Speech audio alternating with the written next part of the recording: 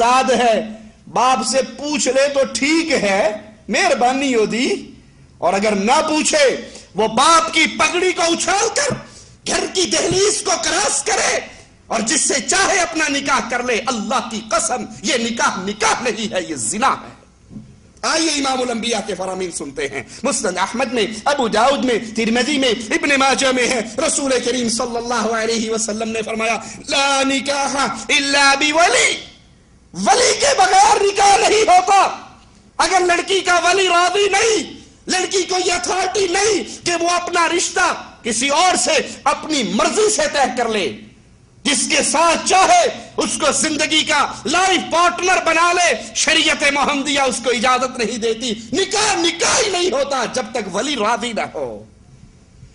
مسند احمد میں، ابو داؤد میں، ترمذی میں، ابن ماجہ میں ہے، رسول کریم صلی اللہ علیہ وسلم نے فرمایا جس کسی عورت نے اپنے ولی کے بغیر نکاح کیا، عدالت بھلے اس کو نکاح قرار دے دے، معاشرہ بھلے اس کو نکاح قرار دے دے، وہ معاشرے میں میاں بیوی کے حقوق پالیں، اس کے لیے NGOs کھڑی ہو جائیں، حقوق انسانی والے چیخ اٹھیں، چینلز اس کو لے کر معاشرے کے سامنے پیش کریں، پولیس ان کی سپورٹ میں ہو، جو مرضی ہو جائے۔ آئیے میں آپ کو امام الانبیاء کا فرمان سناؤں۔ آپ نے فرمایا جو عورت اپنی مرضی سے ولی کی اجازت کے بغیر اپنا نکاح کر لیتی ہے فَنِكَاحُهَا بَاطِل فَنِكَاحُهَا بَاطِل فَنِكَاحُهَا بَاطِل، اس کا نکاح باطل ہے، باطل ہے، باطل ہے۔ یہاں تو باقاعدہ آرڈر جاری ہوتا ہے جج صاحب کا، پولیس میاں بیوی کے درمیان مداخلت نہ کرے، ان کے خاندانی معاملات کے اندر رکاوٹیں نہ ڈالے۔ اس نے کورٹ میرج کی ہے، اس نے لو میرج کی ہے، اس نے اپنا اختیار استعمال کیا ہے، اسے پوری دنیا میاں بیوی قرار دے دے۔ محمد کریم صلی اللہ علیہ وسلم کا فرمان، یہ نکاح باطل ہے، باطل ہے، باطل ہے، اور جس کو محمد باطل کہہ دے کائنات کا کوئی بندہ اس کو سچ ہونے کا سرٹیفکیٹ نہیں دے سکتا۔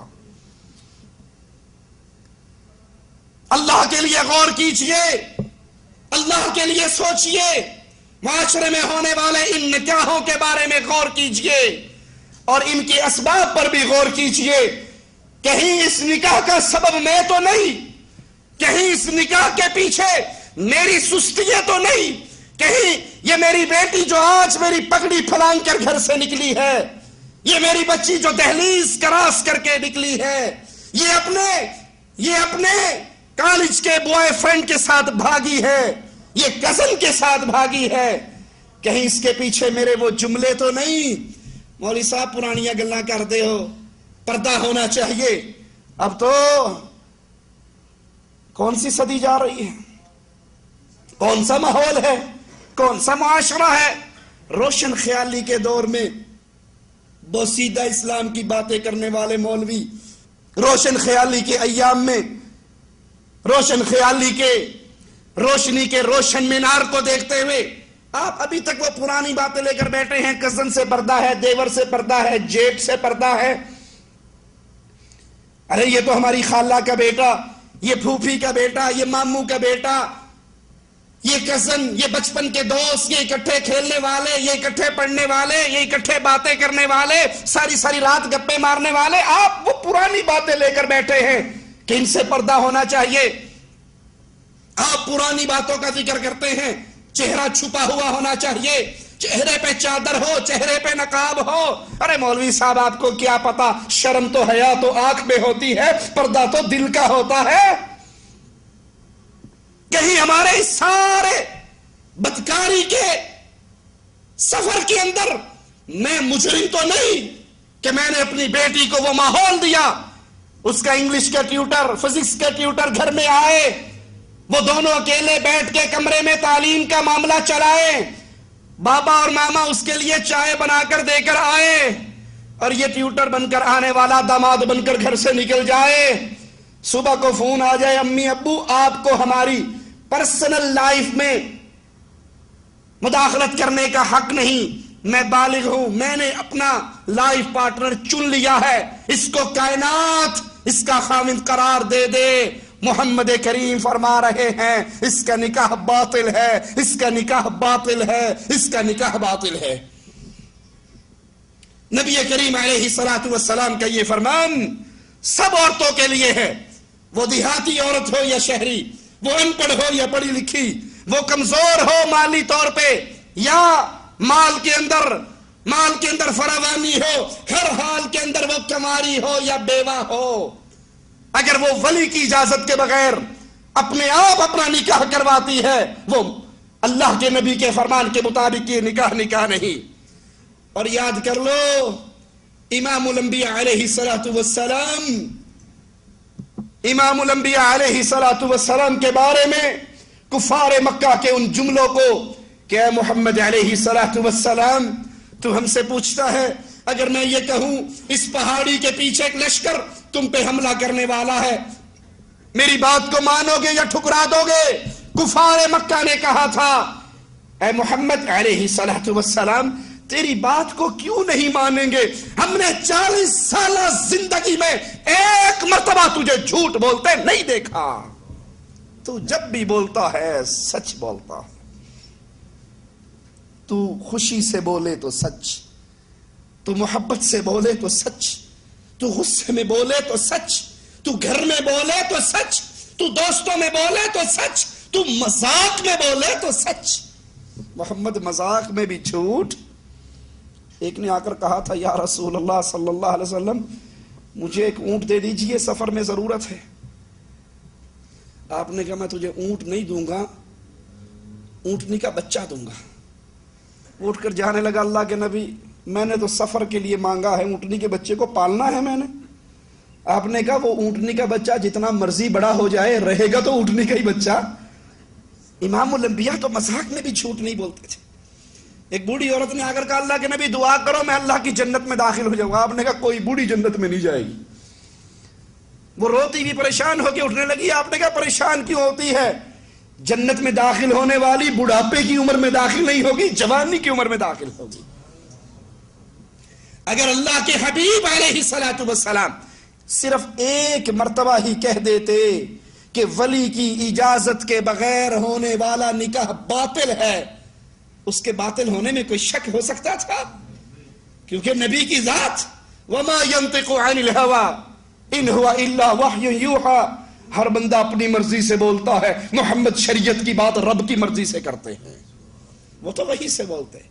لیکن اس ولایت کے مسئلے میں، لڑکی کے نکاح کے مسئلے پر آپ نے باطل ہونے کے جملے کو ایک مرتبہ نہیں 3 مرتبہ دہرایا۔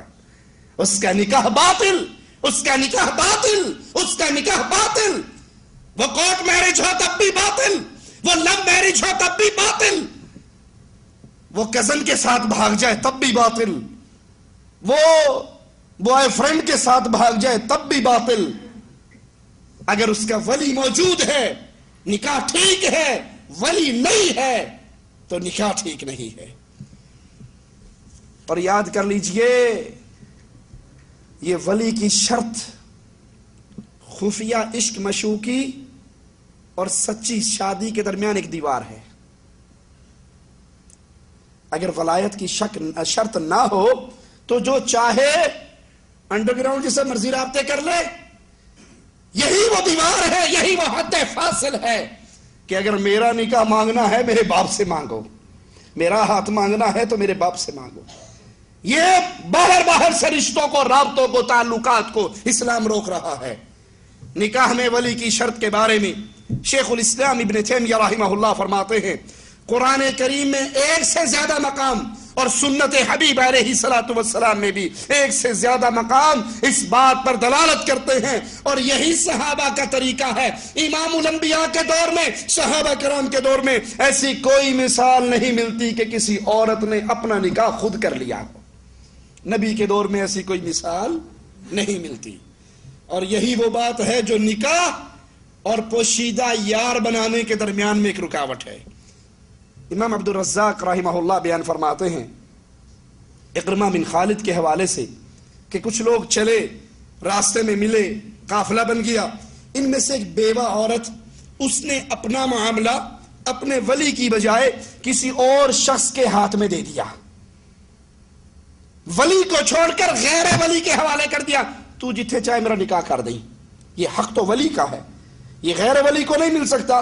اس عورت نے کسی اور شخص کو یہ اپنا معاملہ سپرد کر دیا اور اس شخص نے اس کا نکاح کروا دیا۔ سیدنا عمر بن خطاب رضی اللہ عنہ وارضاہ کو خبر ہوئی، آپ نے نکاح کرنے والے اور نکاح کروانے والے دونوں کو درے مارے اور اس نکاح کو ختم کر دیا۔ اس عورت نے بھی، اس بیوہ نے بھی اپنا نکاح اپنی پسند سے نہیں کیا۔ اب تو معاشرہ یہی ہے نا، لا الہ الا اللہ، دو خاندانوں میں رضامندی ہو جاتی ہے کہ ہمیں یہ رشتہ داری کر لینی چاہیے، لڑکی والے بھی راضی ہیں، لڑکے والے بھی راضی ہیں، نکاح ہوا نہیں، صرف رضامندی ہوئی ہے، کہتے ہیں ہاں ٹھیک ہے، دیکھیے اب یہ دو خاندانوں کا ملاپ ہے تو یوں کرتے ہیں کہ ہم اپنی بیٹی اور ہونے والے داماد کو ایک ہفتے کے لیے پکنک کے لیے بھیج دیتے ہیں، یہ شادی سے پہلے ایک دوسرے کو سمجھ لیں، کیونکہ شادی کے بعد حالات خراب ہوتے ہیں، اور جو یہ ایک ہفتے پہلے سمجھ لیتا ہے نا، مہینے بعد گھر میں آ جاتا ہے۔ یاد رکھ لیجئے، شادی سے پہلے ہونے والی عشق مشوقی، شادی سے پہلے لڑکی لڑکے کا آپس میں معاملات، میل ملاپ، یہ شادی کے بعد معاملات کے اختتام پر اس کا انجام ہوتا ہے۔ اور جو محبت شادی کی رات جس کی پروان چڑھتی ہے وہ سرسبز درخت بن جایا کرتی ہے۔ یہ اسلام کی تعلیم نہیں، یہ اسلام نے نہیں سکھایا کہ یہ ہمارا ہونے والا داماد ہے، اس کو اور بیٹی کو ایک دن دے دو، 2 دن دے دو، آؤٹنگ کے لیے بھیج دو، لانگ ڈرائیو کے لیے بھیج دو، یہ آپ اس میں مل بیٹھیں باتیں کر لیں۔ اتنی سختی درست نہیں ہے، اتنی سختی بھی نہیں ہونی چاہیے۔ اسلام بڑا نرم دین ہے، بڑا وسیع دین ہے۔ ارے اسلام اپنے حدود کے اندر نرم ہے، اسلام بے غیرتی کی اجازت نہیں دیا کرتا۔